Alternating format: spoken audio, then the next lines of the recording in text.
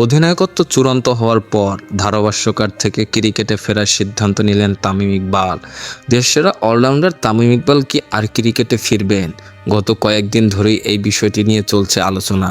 তবে সব জল্পনা কল্পনা উড়িয়ে আসন্ন বিপিএলে দেখা যাবে এই বাঁহাতি ব্যাটারকে।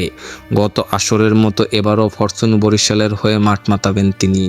সর্বশেষ বিপিএলেও ফরচুন বরিশালের হয়ে খেলেছিলেন তামিম ইকবাল।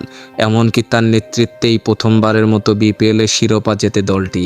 আগামী মৌসুমেও খেলবেন তামিম, এমনকি বরিশালের হয়ে অধিনায়কত্ব করবেন তিনি। মঙ্গলবার 1 অক্টোবর নিজেদের ফেসবুক পেজে এক বিবৃতিতে বিষয়টি নিশ্চিত করেছে ফ্র্যাঞ্চাইজিটি।